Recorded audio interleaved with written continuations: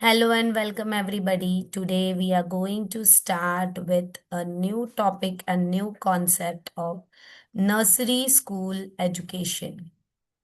Nursery school education क्या होता है और नर्सरी स्कूल एजुकेशन में क्या क्या इम्पोर्टेंट होता है. So before that let us understand what are nursery school education.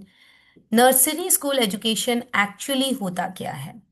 तो नर्सरी वर्ड को पहले समझते हैं. What do we mean by nursery. Nursery का मतलब होता है जहां पर हम किसी भी चीज की केयर करते हैं. Nursery word comes from the word nurses. Nurse means the one who takes care of. ठीक है, नर्स वो होता है जो केयर करता है. ठीक है. तो जब हम नर्सरी स्कूल्स के बारे में बात कर रहे हैं तो वो चीज होती है जहां पर हम केयर और डेवलपमेंट पे फोकस करते हैं. तो नर्सरी स्कूल एजुकेशन कैसा होगा कि केयर पर सबसे ज्यादा फोकस किया जाएगा. बच्चे की इमोशंस, बच्चे की सोशल बॉन्डिंग, बच्चे की फिजिकल डेवलपमेंट, क्योंकि इस एज में जो है फिजिकल डेवलपमेंट बहुत ज्यादा हो रही होती है. ठीक है, the physical development is much and more during this period. तो नर्सरी स्कूल एजुकेशन जो है वो एक सिग्निफिकेंट रोल प्ले करता है बच्चे की ओवरऑल डेवलपमेंट में.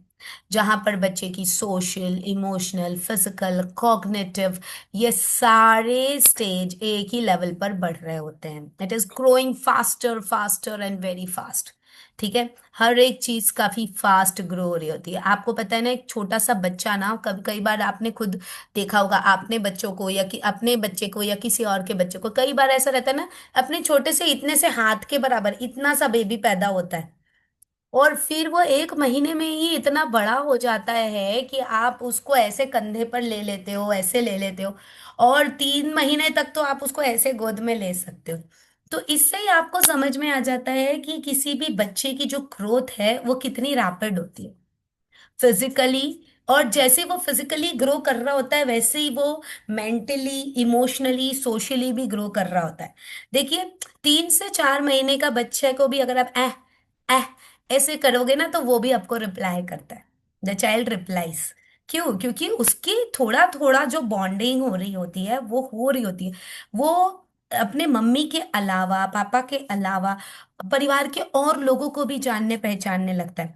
अगर दादी या नानी के पास रह रहा होता है ज्यादातर, तो वो ज्यादातर उन्हीं के पास जाकर फिर चुप भी होता है. जैसे मम्मा काम कर रही है तो बच्चा अगर दादी के पास रहता है तो फिर वो दादी के पास जाकर भी चुप हो जाता है. अकेले मम्मा को लेके नहीं घूमना पड़ता. तो ऐसी बहुत सी चीजें रहती. तो बच्चे की सोशल बॉन्डिंग, सोशल डेवलपमेंट हो रहा है तभी तो ये चीजें हो रही होती है ना. So basically what does nursery school education says, where there is care. जहां केयर होता है वहां पर बच्चे का आकर्षण ज्यादा होता है. That place the child attracts more and the fundamental learning happens. जो फंडामेंटल लर्निंग है वो यहाँ पर आती है. फंडामेंटल लर्निंग का मतलब क्या होता है? The basis of learning, the basic of learning, the initial stage of learning. The child learns. आपने देखा होगा ना, छोटे बच्चे को जैसे आप आदत डालोगे बच्चा वैसा हो जाता है. अगर आप झूला देके सुलाने की आदत डालोगे तो बिना झूला दिए बच्चा नहीं सोता. तो जैसा आपने शुरू से आदत डाला है वैसा बच्चे का आदत पड़ जाता है. That is called as fundamentals of learning. ठीक है. तो नर्सरी स्कूलिंग जो होती है वो इसीलिए होती है जहां पर बच्चे की स्टार्टिंग डेवलपमेंट होती है, इनिशियल डेवलपमेंट होती है. और ये है ना, अर्ली एजुकेशन की, अर्ली स्टेज की जो है नींव को रखता है, फाउंडेशन को रखता है.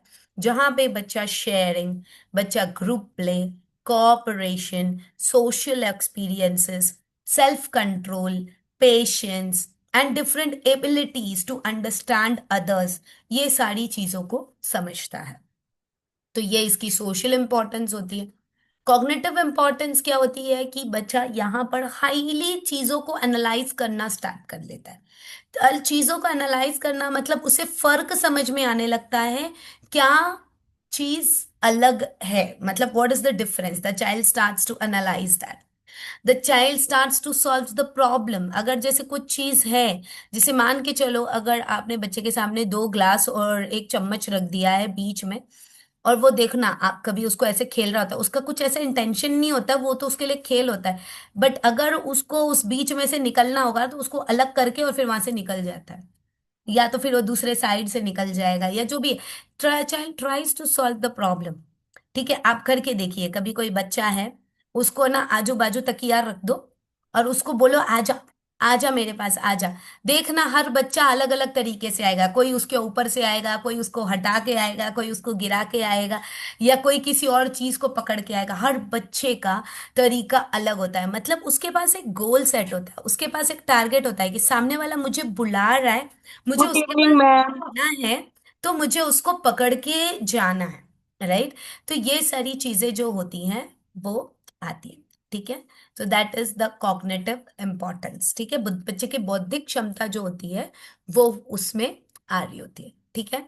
अब ये देखिए, नेक्स्ट जो होता है हमारा, कुछ कुछ वर्ड्स जो होता है बच्चा अंडरस्टैंड करने लगता है, मतलब जैसे अगर आप बच्चे को नाम से बुला रहे होते हो तो वो आपकी तरफ पलटता है, तो ये उसकी बौद्धिक क्षमता है, जो वो समझ रहा है, पैटर्न्स को अंडरस्टैंड कर रहा होता है, ठीक है। दूसरे प्ले एजुकेशंस को समझ रहा होता है, नर्सरी स्कूल एजुकेशन का यही फोकस होता है, बच्चे की क्यूरियोसिटी को अंडरस्टैंड करके इनकी नर्चर्ड टेंडेंसीज को समझें। ये जो होता है ये बहुत ज्यादा इंपॉर्टेंट होता है कॉग्निटिव डेवलपमेंट में। नेक्स्ट आ जाता है physical emotion and emotional development in the nursery schools. Yes dear students, अभी देखिए यहाँ पर ओनली 15 मिनट्स रह गए हैं इस सेशन को एंड होने के लिए, बिकॉज हम बहुत समय से ज्वाइन कर रहे होते हैं और इसमें क्या पता नहीं क्या है कि समय बहुत ज़्यादा कम देता है ये रिकॉर्डिंग में। सो अगर ये क्लास एंड हो जाती है, रिक्वेस्ट करूंगी सभी लोग सेम लिंक को दोबारा से ज्वाइन करेंगे। मैं जब तक स्नैप ले लेती हूँ आपके चैट का, ताकि मुझे पता चल जाए कि कितने लोगों की अटेंडेंस आई है।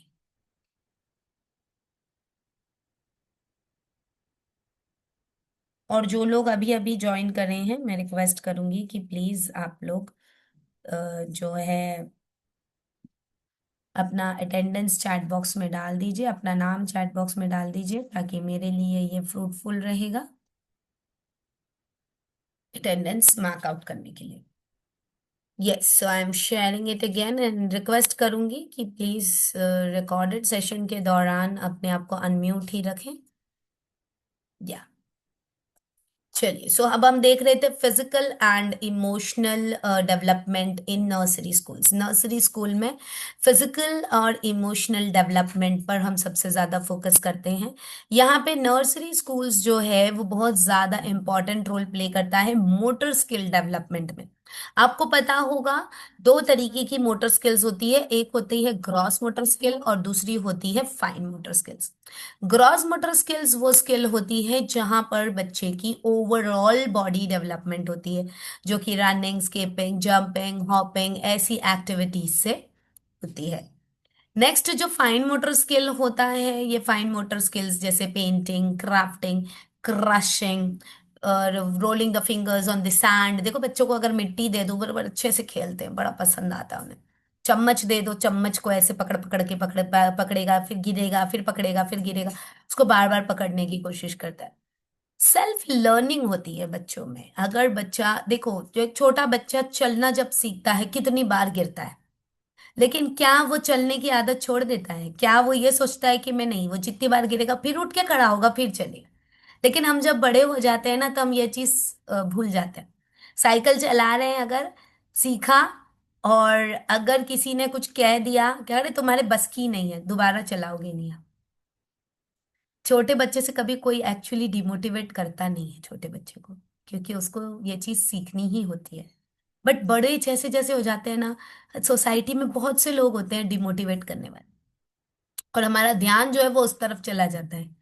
हमें वो चीज याद करनी चाहिए कि हम ही थे उस बचपन में, हमने भी 17 बार गिरकर और बार बार खड़े होकर आज इन पैरों पे चलना सीखा है। हमने हमारी फिजिकल डेवलपमेंट खुद करी है, तो आज हम दूसरी चीजों पर क्यों पीछे हट रहे हैं? तो ये चीजें आपको self control, self esteem, self expression देती है ना। तो ये आपकी इमोशनल डेवलपमेंट, इमोशनल बॉन्डिंग होती है। तो फिजिकल डेवलपमेंट और इमोशनल डेवलपमेंट जो है नर्सरी स्कूल एजुकेशन से स्टार्ट होता है। तो अब समझें कि नर्सरी स्कूल और प्री प्राइमरी स्कूल दोनों में डिफरेंस क्या है। तो डिफरेंस बेसिकली ये होता है कि नर्सरी स्कूल में, जैसे कि मैंने आपको बताया, कि केयर की सबसे ज्यादा जरूरत होती है, ठीक है। जो बेसिक केयर होती है वो यहाँ मिलती है। 3 से 5 साल तक के जो उम्र के बच्चे होते हैं ये नर्सरी स्कूल में रहते हैं, और 4 से 6 साल उम्र के बच्चे, मतलब कई बच्चे ऐसे रहते हैं, जैसे अब 3 से 5 कह लो और 4 से 6, तो उसमें बीच का पीरियड आ ही जाता है, तो बच्चे प्री प्राइमरी लेवल में चले जाते हैं।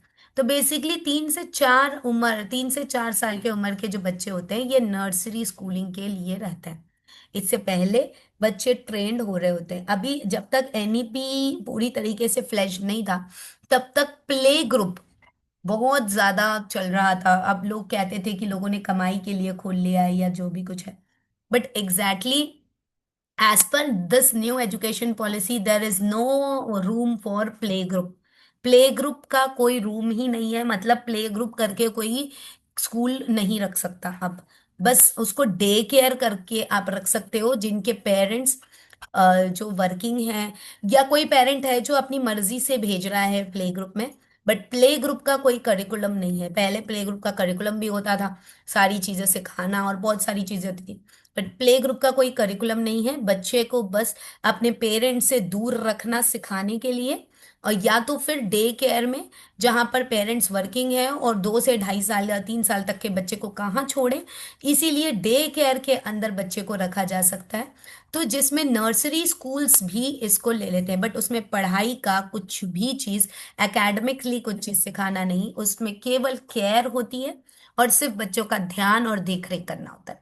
उसमें आप बच्चे से अगर बातें कर रहे हो, क्योंकि 2 साल की उम्र के 2.5 साल की उम्र का बच्चा अच्छी बातें कर लेता है, बातें कर लो बच्चों से, बातों बातों में उसको कहानी सुना दो या कुछ अच्छी अच्छी बातें बता दो, that can be done, but that will not come in to the curriculum.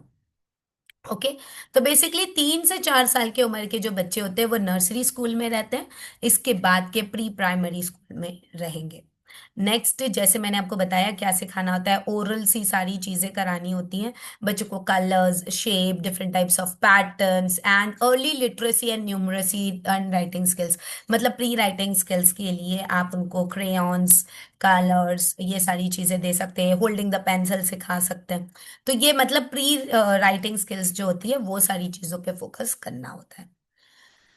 इसके पीछे उद्देश्य यही चीज है कि बच्चे की बेसिक लिटरेसी और बेसिक न्यूमरेसी स्किल्स के लिए बच्चा रेडी हो जाए, और उसकी सोशल बॉन्डिंग जो है अपने पेरेंट्स से अगर ज्यादा अटैच्ड है, ज्यादा अट्रैक्टेड है, तो वो थोड़ा सा बाउंडेशन में रहे। ठीक है। अब नर्सरी स्कूल में ग्रोथ एंड डेवलपमेंट की अगर हम बात करते हैं तो सबसे ज्यादा नर्सरी स्कूल्स की ग्रोथ जो है सेमी अर्बन एरियाज और अर्बन एरियाज में होती है। रूरल एरियाज में काफी कम होती है। रूरल एरियाज में यूजुअली क्लास 1 से ही बच्चे स्कूल में जाते हैं, बट अर्बन एरियाज और सेमी अर्बन मतलब थोड़ा रूरल और थोड़ा अर्बन। ठीक है। मतलब वहां पे गांव की कुछ चीजें भी होती है और धीरे धीरे वो विकास के लिए बढ़ रहा होता है, तो that is called as semi urban area.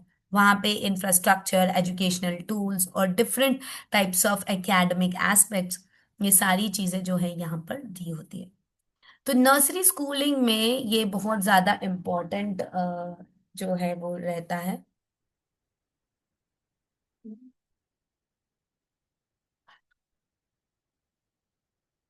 इसका उधर बाहर जाके बात।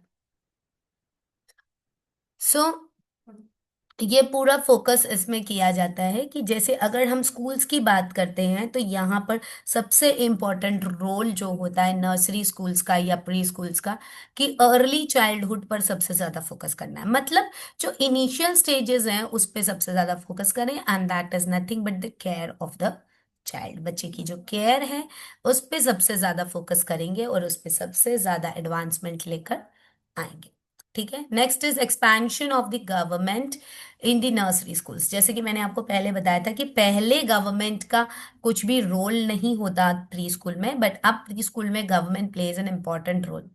इसीलिए नर्सरी क्लास और नर्सरी स्कूल्स के लिए आंगनवाड़ी की सुविधाएं, न्यूट्रिशनल सुविधाएं, और अंडर प्रिविलेज्ड बैकग्राउंड बच्चों के लिए हर तरीके की सुविधा, जिसमें infrastructure, different educational materials, and even जो टीचर्स होते हैं उनको अलग अलग ट्रेनिंग्स प्रोवाइड करना स्टार्ट कर दिया है गवर्नमेंट ने।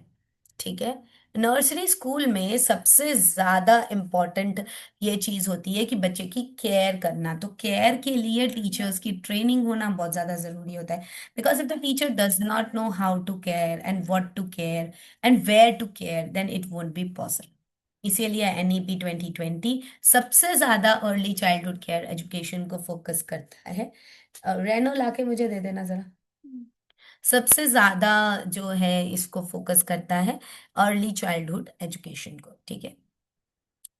सो अब ये जो अलग अलग पॉलिसीज होती है, इन पॉलिसीज में एजुकेशन की जो क्वालिटी होती